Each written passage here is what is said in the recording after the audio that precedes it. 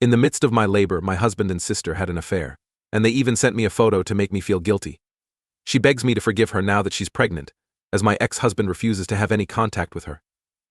We have always had a strained relationship, and my sister Susan, 32F, and I, 31F, have never been good friends. Let's just get that out of the way first, as I'm sure it will color my judgment.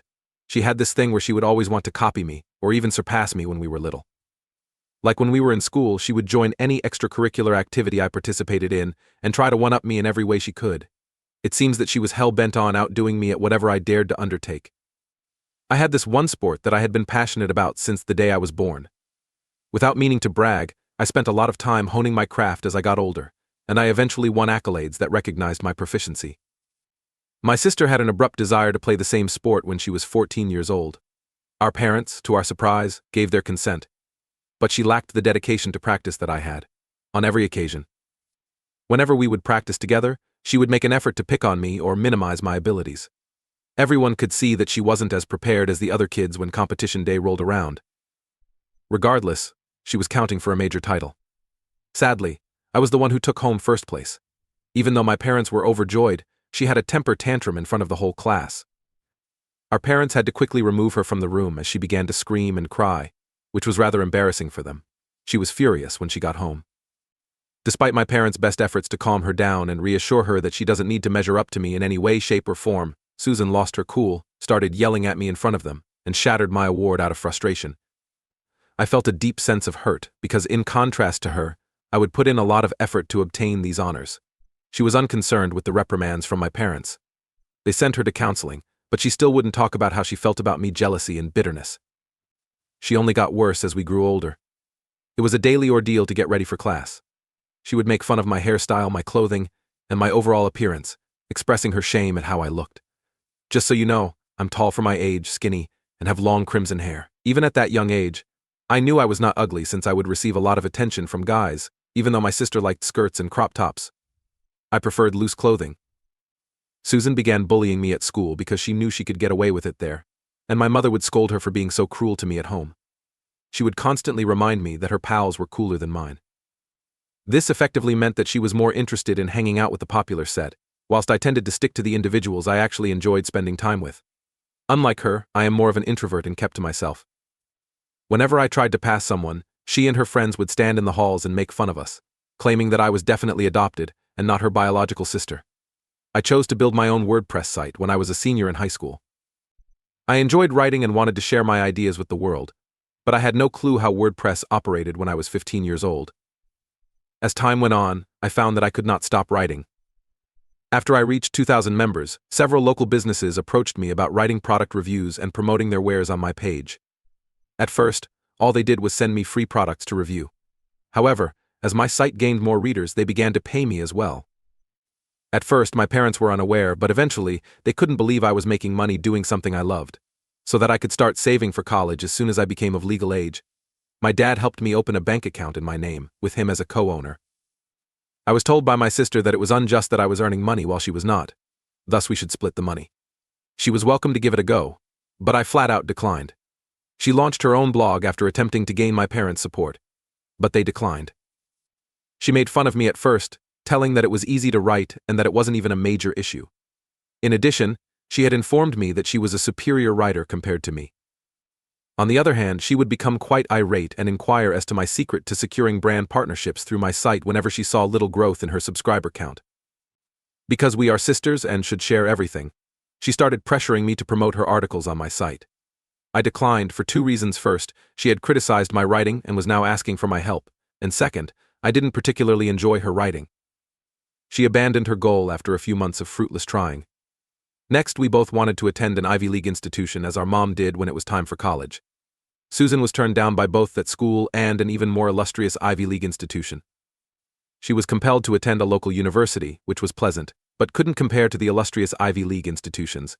When my college application season rolled around, she constantly drilled into my head the idea that I shouldn't even bother with the Ivy League institution since, if she couldn't get in, I certainly wouldn't.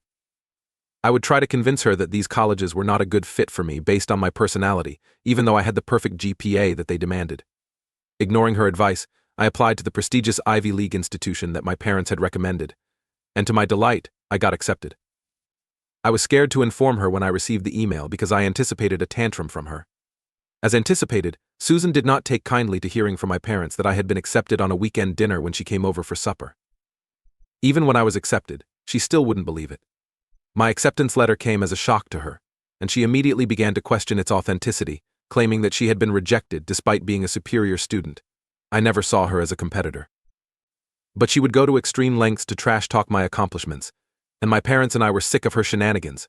Susan became irate when my dad attempted to have a conversation with her about how she could have offered her congratulations, and my mom asked her to see a therapist once more.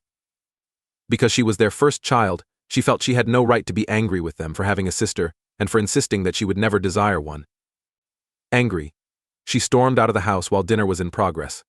Since then, I've resolved to maintain my distance from her, reasoning that we're both getting older and that she should have gotten over her envy by now. Going to college altered my life. I became friends with new people and spent time with them. The space freed me from the burden of comparison, allowing me to concentrate on my personal progress. Instead of trying to outdo her, I followed my interests and made friends purely because I wanted to. I developed wholly original interests and hobbies as my time at university progressed, and I love the independence that comes from not having to worry about always being second best. My sister's independence and self-acceptance were goals of mine, but our connection remained troubled. She began to get competitive in our personal lives when she was unable to keep up with me academically. Whenever I ended a relationship before she did, she would act somewhat passive-aggressively. She wasted no opportunity to make disparaging remarks about my boyfriend Finn and our decision to move in together. Over time, she met a guy named Tom who appeared to be the one for her, and she began to soften her harsh remarks. I was in no hurry, so it didn't concern me much that she wanted to be the first to get married and have children, but I could see she was eager to do so. Subsequently, she shared the wonderful news that she was engaged to be married in 2023 over Christmas, and I couldn't help but feel glad for her. After a long time, she finally hugged me as I congratulated her and her fiancé. I was under the impression that we had finally made a move to fix our relationship. Something out of the ordinary happened in the months after my sister's wedding announcement. The 24-year-old younger brother of my lover called us, who had recently received the devastating news from his doctor about the aggressiveness of his illness. We did not hesitate to come to his side and provide our support after hearing the difficult news. I could see my partner was having a hard time accepting the news because of how close he was to his brother. My lover and his brother understood the anguish of losing a loved one because they, too, had lost their father at an early age. One night, out of the blue, my boyfriend proposed to me when we were visiting with his family. I wasn't expecting him to pop the question so soon, even though we had talked about getting married. My fiancé confided in me that he was worried his brother wouldn't survive to witness our wedding, but that he didn't see any reason to put it off any longer because he loved me and wanted to spend the rest of his life with me. Being in love with him, and seeing the immense joy it would bring his younger brother and the family as a whole led me to fully get his point of view and agree with him. After some discussion, Finn and I came to the conclusion that our personalities did not mesh well with those who catered to large, lavish weddings. Rather, we preferred a low-key party with just our closest friends and family. The news of our engagement brought immense joy to his brother and his family. As he embraced us, I saw his tiny brother sob with delight. My sister's wedding was also on the horizon, and it was the one thing that bothered me. Before telling my parents, I called her to have a chat since I didn't want her to get competitive again and because I felt we were too grown to act this way. I called her up, informing her about my boyfriend's brother's health crisis. I also told her we were planning a small wedding this year with just our immediate families, hers, my parents, and grandparents, along with a handful of acquaintances, so long as I didn't steal the show. I wanted to make sure her grand wedding could go forward as scheduled. I expressed to her how much Finn's younger brother appreciated being able to join us for the celebration. Nonetheless, Susan became furious. She began accusing me of jealousy and said I was taking advantage of someone who was dying so that we could rush into our marriage. I was informed by her that this is the reason she has disliked me ever since I was born. I sobbed because her comments wounded me. My sister's stubbornness compounded the difficulty I was already experiencing in accepting that her illness was unrelated to Finn's brother's illness. Because I wanted us to be happy for one another for a change, I told her that she was the first relative I contacted to break the news. Unfortunately, she had reverted to her old methods. On the other end of the line, Susan threatened to never attend my wedding and accused me of being an arrogant snob. She became so enraged that she let out a scream in which she expressed her desire for my boyfriend's death to have prevented my marriage, rather than his brother's. The intensity of her animosity toward me caused me to second-guess my choice. My parents reassured me that I was doing the right thing and expressed their happiness for their two daughters when we spoke. Regardless of Susan, they informed me They would be flying down to my wedding. I felt relieved that my parents got my intentions and wouldn't hold me responsible like Susan did. The following day, our little quiet wedding took place, just as Finn and I had envisioned. His brother and I got some pictures taken, and we were the center of attention. Susan called me after I shared a few wedding photos on social media. She started by saying that she didn't want our friends and family to know that I had been married before her, so I had to remove my wedding photos from social media. I thought she was calling to offer some kind of apology or congratulations, but she ended up telling me that. After she tied the knot, she confided in me. The posting of my wedding photos was authorized. Refusing her request that I keep my wedding a secret, I stood firm and informed her how absurd her request was. No matter how much she hated me, I informed her I would no longer strive to mend our relationship. I was not invited to the wedding after she deemed me intolerable. I informed her that it didn't bother me and pleaded with her to go away. Our marriage brought us much joy, Finn and I. We had to catch a plane back to our hometown following the wedding because he was working a very demanding job and couldn't take any more time off. His characteristic attentiveness, which he had always exhibited as a lover, carried over into our married life with ease. Even though his career took precedence, he never wavered in his devotion and consideration for us as a couple. As expected, Susan and Tom were married a few months later. I sent her a beautiful arrangement of flowers and a note of congratulations even though she had uninvited me to her wedding, so I didn't attend. I was overjoyed for her when I saw all the wedding photos. But my mom phoned me a few weeks after they were married to spill the beans about Susan's infidelity. Tom had recently found out that she had been seeing a coworker. Susan attempted to clear her name by claiming she wanted an open marriage, but Tom rejected her. This caused a major scandal, and everyone was blaming her. After refusing to remain with her, Tom sought an annulment of their marriage. Since he appeared to have true feelings for Susan, we felt bad for him. Our family was already hit hard by this terrible news. During this period, Finn's brother likewise went away. He was a total mess the whole time, but my husband and I made it there in time for his funeral. My husband's spirit just crumbled. And from that point on, Finn was never the same. He had stopped being caring and attentive. He exploded into a rage at the drop of a dime at the smallest of things. This behavior persisted even after I pushed him to seek out grieving therapy. After he ceased showing up for work, he was fired. For an entire day, he would do nothing more than play video games or watch sports in his pajamas. I was the sole breadwinner at the time because I was a paramedic working 12-hour shifts. No matter how much I tried to communicate with my husband, he would never listen.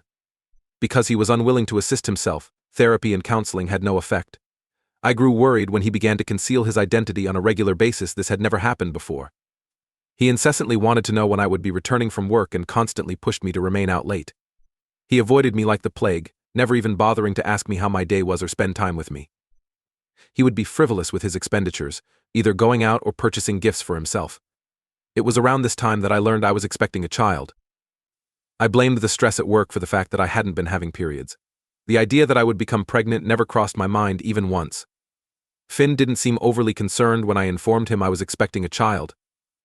I was very clear from the start he was free to end our marriage at any time if he didn't want a child. He wished us well and gave me his word.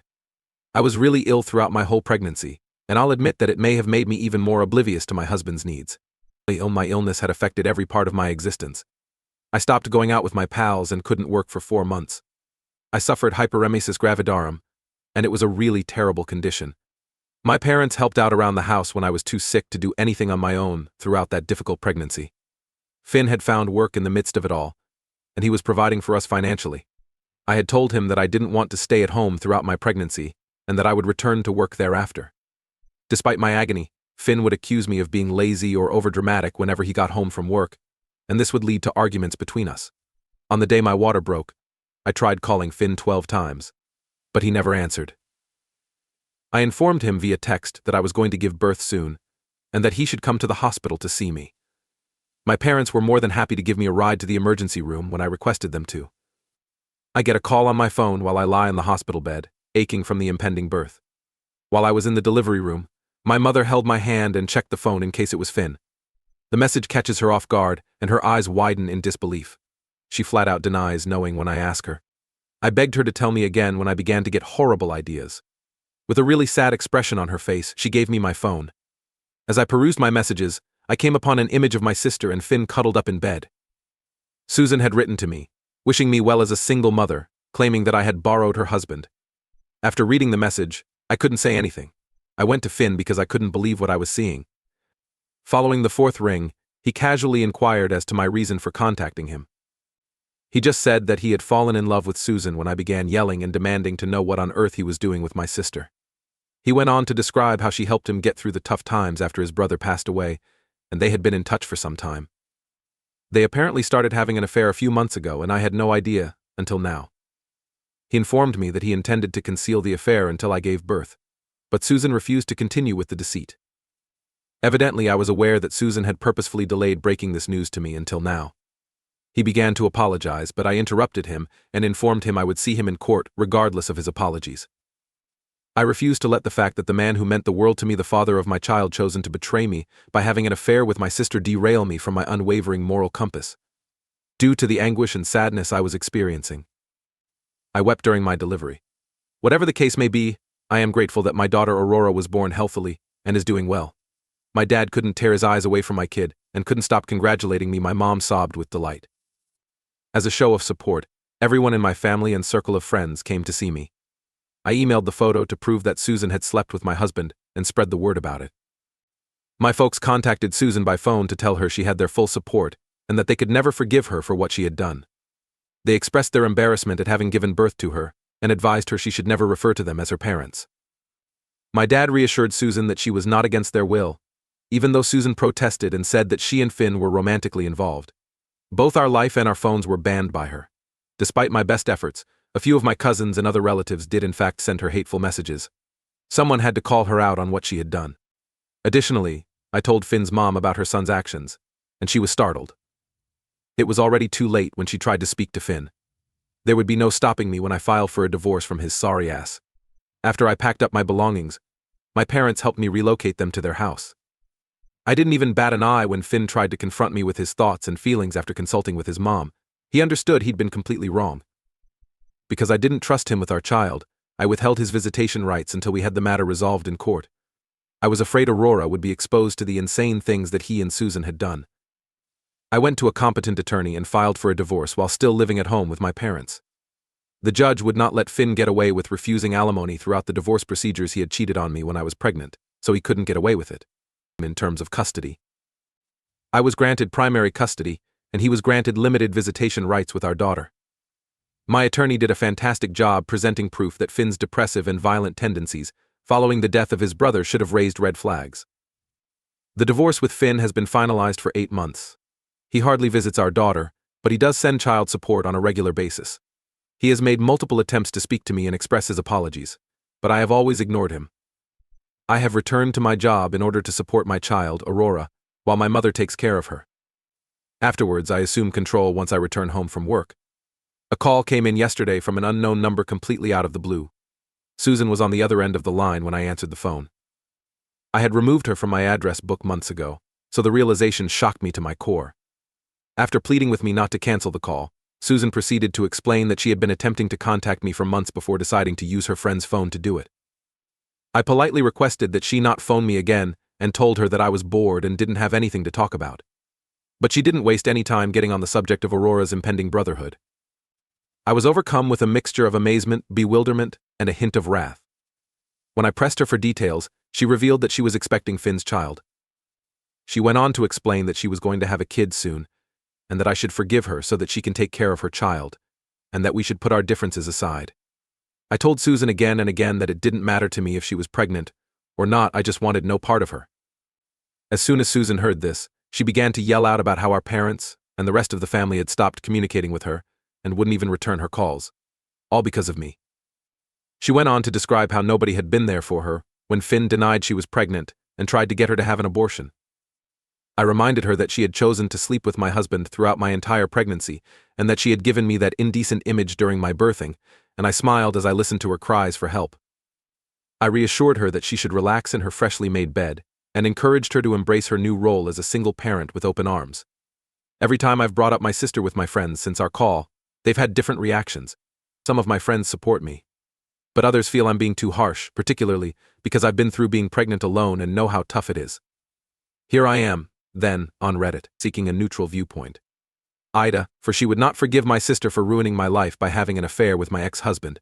First update, I've gotten a lot of feedback, and it's made me think a lot. What my sister did to me is wrong, but I hold my husband just as much responsible. The fact that Susan has competed with me her whole life makes her actions all the more hurtful. Why has always baffled me. My sister was a bully, and I never had the older sister I always dreamed of. No matter how much you try to convince me, I will never forgive her.